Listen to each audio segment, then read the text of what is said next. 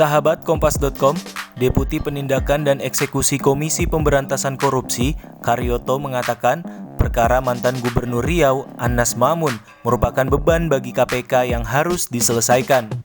Sebab, kasus yang menjerat Anas Mamun merupakan tunggakan-tunggakan surat perintah penyidikan yang dilakukan di masa lalu.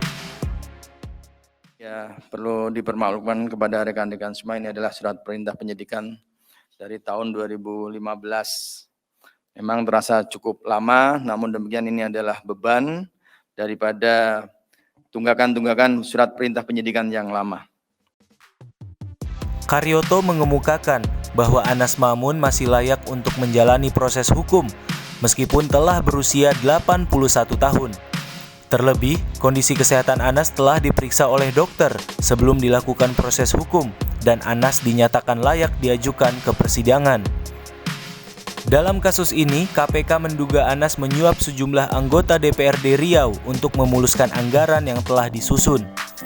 Suap itu diberikan untuk mendapatkan persetujuan pengesahan rancangan anggaran pendapatan dan belanja daerah tahun anggaran 2014-2015 di Provinsi Riau. Dalam usulan yang diajukan Anas, ada beberapa alokasi anggaran yang diubah, di antaranya anggaran untuk pembangunan rumah layak huni. KPK kemudian menjadwalkan pemeriksaan terhadap Anas, namun ia disebut tak kooperatif, sehingga KPK menjemput paksa Anas dari kediamannya di Pekanbaru, Riau. Tak lama setelah itu, KPK menetapkan Anas Mamun sebagai tersangka atas kasus dugaan korupsi. KPK juga menetapkan mantan Bupati Rokan Hulu, Suparman, dan ex-ketua DPRD Riau periode 2009-2014, Johar Firdaus, sebagai tersangka dalam kasus itu. Sebelumnya, Anas telah menjalani hukuman penjara atas kasus korupsi alih fungsi lahan di Provinsi Riau.